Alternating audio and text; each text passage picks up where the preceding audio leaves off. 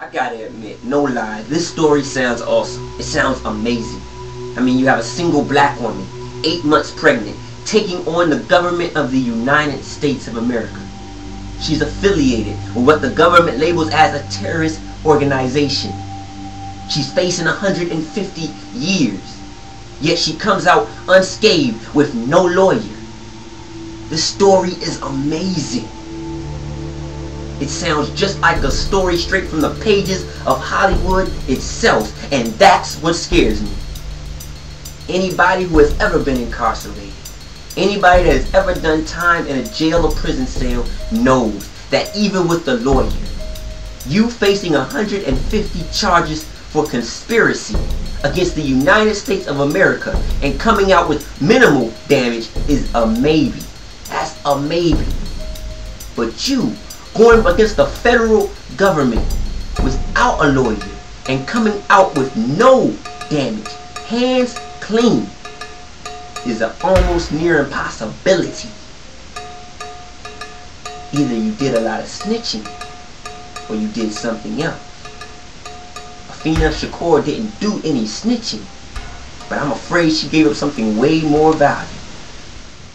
Two authors, Cisco Wheeler and Fritz Springmeier, came together to write a book which they entitled The Illuminati Formula of Mind Control. In this book, Fritz and Wheeler discuss how certain secret societies, like the Freemasons and the Church of Satan, come together under the auspices of a single organization known as the Illuminati, and how the Illuminati, under the control of Lucifer and his angels, have been diligently working to mingle both modern science and ancient witchcraft to develop a formula by which Satan can more effectively bring an individual under demonic possession. This trauma-based programming is designed to bring the human agent under a total, undetectable mind control.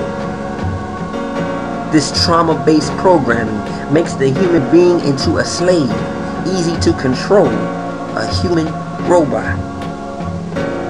In this book, on page 53, they give this statement: the Illuminati, working in conjunction with other occult groups, scheme up methods by which they can get other people's babies. This gives them additional children to work on. If the mother is a low-income mother, the Freemasons will let them use their network of hospitals for free. By giving low-income mothers free births at Masonic hospitals, the occult world can later contrive some reason for stripping a low-income mother who is on drugs of her guardianship of her baby. They take these children, some of them drug babies, for program uses. Before we head to the next quote, please consider these 3 points. First, the Illuminati. Second, low-income mothers. And thirdly, program babies. The Illuminati target low-income mothers so that they can program their babies. On pages 24 and 25 we read, the Illuminati and other organizations have also programmed individuals who are simply expendable. The expendable are the children of parents who were blackmailed into turning their children over to the CIA. Pedophile and murderers who abuse their children are warned that they will go to prison for a long length of time if they do not cooperate by selling their children into mind-controlled slavery. Listen to this. In return for the parents' cooperation, they provide rich financial rewards to the parent. It's clearly a case of, if you don't cooperate, you lose in life big time. If you do cooperate, you win big time. Now, let's check out the story one more time. 21 members of the Black Panther Party have just been arrested in New York City for conspiracy against the United States of America. In this group of 21 is a woman. Her name, Makaveli Shakur. She's sitting in a cold jail cell.